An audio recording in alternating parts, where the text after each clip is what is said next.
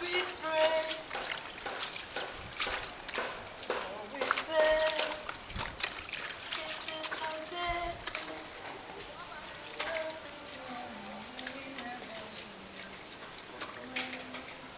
Mommy, ẹ káàárọ̀ ma. Yomi. Yes, ma. Káàárọ̀, come here, how are you? Fine, ma. Mommy, ṣé mo bá Bílọ́lá ńlé? Bílọ́lá wà ńlẹ̀. Èkó ti mú lọ́wọ́. Bílọ́lá. Ibi. Ọlọ́run ìyá. Ó ti máa sùn bẹ́ẹ̀ yẹn. Ọlọ́run ìyá. Just made me glad. Ó dàbọ̀ ọkọ mi o. Ẹ kú máa mọ̀wé yín lágbára lẹ́ fojú síwé o. Ẹ má bù tíṣà o. Torí mo mọ̀ bí lágídí ọmọ.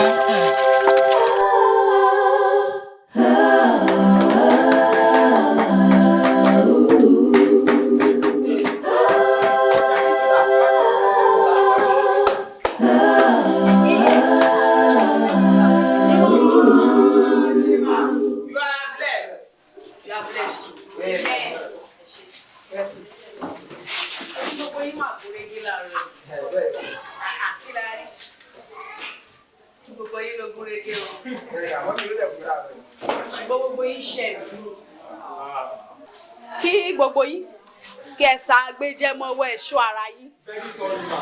Sorry for yourself. You should sorry for yourself. Àwọn junior yín wọn ò pariwo. Ẹ̀yin lẹ wò gègé bí ẹyẹ Gambi báyìí. No. Ó tún lẹ́nu ọ̀rọ̀ láti sọ fún mi pé no. Ẹṣọ ara yín o. Kí ẹṣọ ara yín. I'm talking, you are still talking. Mommy, sorry, ma. Mommy, sorry. Auntie. Now, mommy, sorry. Tell them about putting the go in here. What's your job? What's the penny birthday? Yeah.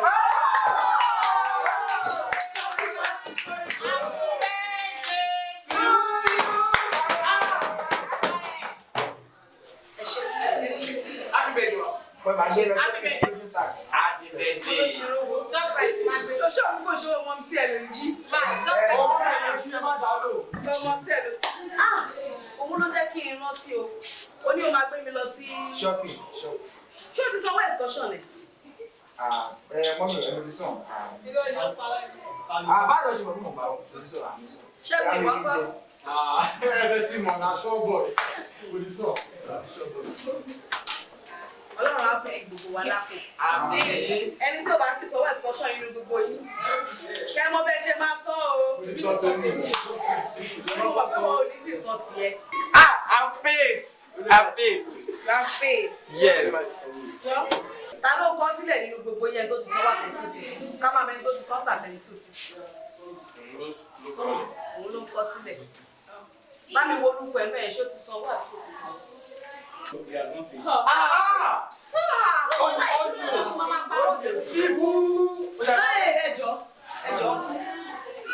Ẹjọ́ ya gùn máa nìyẹ. Ṣé wọ́n fi kọ́ yín lẹ́nu? Ṣé mo ní fẹ́ dá sí? What was you like? I'm sorry. Sorry for yourself. What's you like? Eléyìí ó máa jẹ́ àkàwé fún ìpò yín. Ẹ mọ̀ nípa kẹ́ máa pa irọ́. Ẹni bá yẹ pa irọ́ máa já olè. Do you want to thief in the future? No. You want to steal? No. You want to be jailed? No. Báwo lè máa parọ́? Kò sí wàhálà. Tí ẹ bá ti yanjú gbogbo ohun tí ẹni ṣe léwu, ẹ padà sílé o. Ṣó ti yé yín? You have come to school to learn. Ẹni tó bá jalè kí ló máa ṣe? You all should go to your various houses. Ó ṣe èyí tẹ́ máa rìnrìn kúrìn, tẹ́ máa hang sẹ́yìn fence káàkiri ní school. I keep my eyes on you. My eyes. Especially two of you. Ẹ̀yin late comer méjèèjì. No, you don't tell me no. Mo mọ̀ bẹ́ẹ̀ ṣe máa ń late. Ẹ̀yin méjèèjì ni mo mọ̀ bẹ́ẹ̀ ṣe máa ń late. Èmi máa kọ́kọ́ dé o. So kẹ́ mọ̀ bí ẹ ṣe máa tètè dé ní ọ̀la. Failure to resume tomorrow morning. Pẹ̀lú ẹ tó resume. You are your check back. Mi ní kó bá mi advertise. Ó ṣe. Ẹ̀gúsí sí.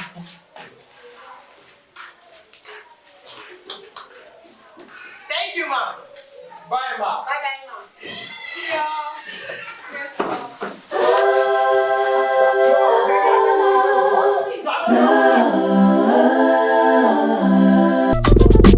ṣe yan láyé mi ọmọ rẹ̀ èmi Elijasi mi ò kí n tọrọ tọ́lọ́run bá ti ṣe fún mi ó ti tó mi ẹ lọ bèrè lọ́wọ́ tó mi ò gbé gbà bára ẹ lẹ pàdé mi ní yúnà bàrà má fẹjọ́ yín sùn mọ́ báràkì tẹ́bálẹ̀ ò ní gbọ́ gbogbo yín má gbé gbà bára ọlọ́run àrà bàbá tètè wá fáyé mi dára àrà ń bá dá orí mi má jẹ́ dìdàkudà e. ó ṣẹ̀ṣẹ̀ bẹ̀rẹ̀ yánú ni o bàbá mímọ́ máa gbà o ó ṣẹ̀ṣẹ̀ bẹ̀rẹ̀ yánú ni o bàbá mímọ́ máa gbà o ó ṣẹ̀ṣẹ̀ bẹ̀rẹ̀ yánú ni o láyé mi bàbá o láyé kí ló dé ó ṣẹ̀ṣẹ̀ bẹ̀rẹ̀ yánú ni o bàbá mímọ́ máa gbà o ó ṣẹ̀ṣẹ̀ bẹ̀rẹ̀ yánú ni o bàbá mímọ́ máa gbà o ó ṣẹ̀ṣẹ̀ bẹ̀rẹ̀ yánú. Ìbílọ́lá ìrọ̀mọ̀ ọ̀lájú ọ̀rọ̀ tí mo bẹ́ẹ̀ sọ nínú ilé bọ́sì bọ̀ wá fi mí jó. Àǹtí mi, kí ni avoid ọ̀rọ̀ tó rúdù? Òun mo ṣe bọ́sì táwa gba fresh air bí báyìí. Ọ̀rọ̀ tó rúdù ìrọ̀mọ̀ wo ló fẹ́ yà ó ṣe wọ́n yà alẹ́ tí lápá ọmọ báyìí ná. Lẹ́yìn ègbó ló tún rúdù lẹ́yìn gbogbo ètò ti ṣe kí ló tún fẹ́ rúdù lẹ́yìn eléyìí ìrọ̀mọ̀ wo ló fẹ́ yà. Àǹtí mi, ẹ wo títí yín lẹ sọnù ilé o tó bá ń ju abẹ̀bẹ̀ mi sí òkè nígbà ìgbà as in countless time. Ibi pẹlẹbẹ yìí ló máa ṣe lẹ. Ẹjọ́ ẹ̀kọ́ màámi ni mò ń rò mí lára kí ló ná mi kò ná mi kankan àmọ́ mò ń kìlọ̀ fún òde jọ ibi ló lọ ṣàánú mi. Ṣé wọ́n ti last time tí mo ṣe birthday tẹ́ni ọmọ ẹlẹ́gbẹ́ ni mi o orí tèmi ò gbáriwo tẹ́ni pé mo ò gbọ́dọ̀ jáde ìgbà tí mo máa bọ́ta báyìí surprise ó ṣe kí ni ó pọ̀ rẹ̀kẹ̀rẹ̀kẹ̀ ni kò ní sẹ́kọ̀ọ́ tó ṣe mí èmi ṣànílé ilé tí mo dúró rẹ̀ yìí mo máa lọ ni mo máa lọ. ṣó o méyàwó ẹ tí mo gbà ṣó o méyàdúrà tí mo gbà. jó oko mi bí ìjọ ṣàánú mi fọdé mi lówó tí màá mi ro ti ìpínlẹ̀ àbíyamọ jó ọmọ gbọ́ràn sí ẹlẹ́nu ẹ̀. ṣé nǹkan tẹ fẹ́ nìyẹn. tí mo fẹ́. kò sí wàhálà ẹ bá mi fún mi. ṣé ọkọ mi wọ́n ṣe ọmọ gbọ́ràn sí ẹlẹ́nu. ṣé ìbí mi. Sìtá mi ẹ máa jèrè mi lágbọ́rọ̀ Ọlọ́run ṣùgbọ́n títí yín lẹ́ ń sọ ìmọ̀.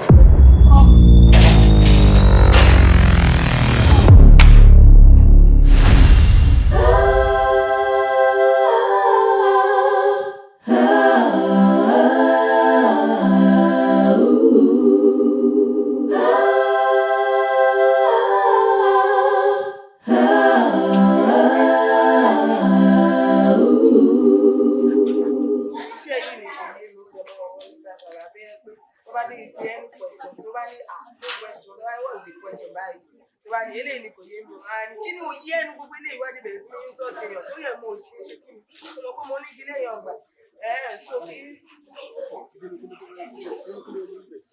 tí wọ́n lọ ti fẹ́ máa jọ yẹn.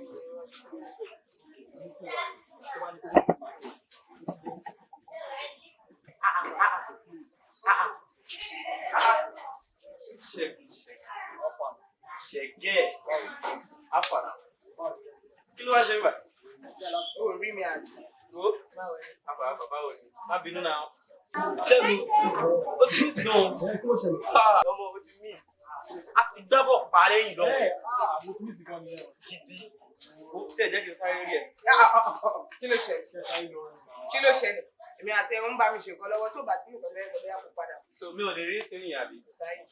Wẹ́ Yorùbá ní ọ̀rọ̀ kí n tó mi títí ká bọ̀ bẹ́ẹ̀. So ọ̀rọ̀ lórí ọ̀rẹ́ mi. Ọ̀rẹ́ ẹ̀ náà. Òkè ọ̀rọ̀ ẹ̀ tí wàá di ọ̀rọ̀ tẹ́ni kí bàbá má gbọ́. Bàbá náà ló máa padà parí. Ó tún wá déwájú tébù bàbá rẹ̀ kí ni ayọ̀ mi ṣe o. Lórí ọ̀rẹ́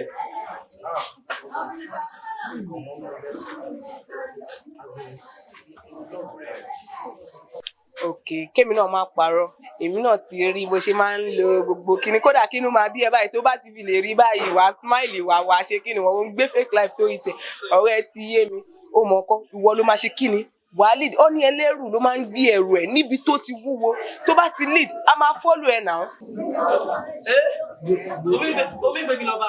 ló bá yọ̀mí lọ bá náà ṣe bọ́kùnrin ṣáà ní ẹ̀ náà bá mi ṣe báyìí náà. ọkùnrin ni mí lẹ́nu tiẹ̀ ọkùnrin ni mí. ọkùnrin ní ẹ̀ náà ọmọ máa kú ọmọ máa yọ ọmọ kí mọ́mí ẹ̀ kú ewu ló bá. no problem. sọ fún mi kí ló wà ń bẹ tó àpòtò obìnrin pé o láìkẹ́. take care ọ̀rẹ́ mi.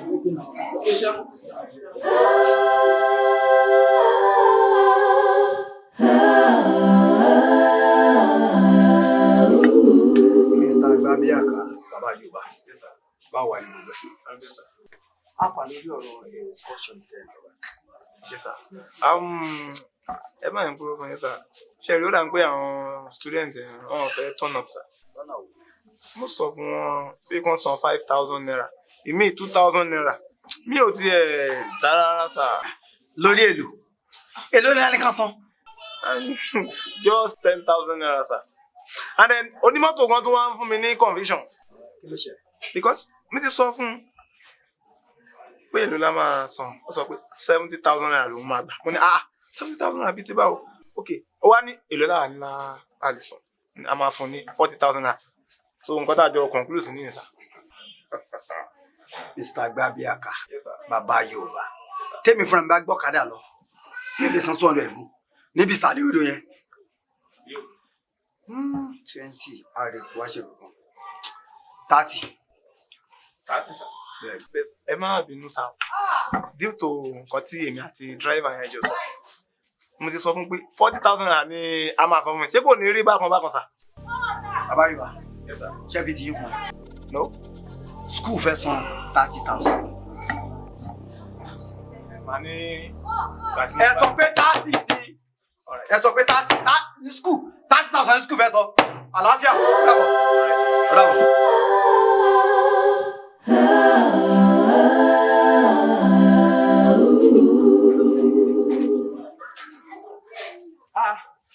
Ayọ̀mí.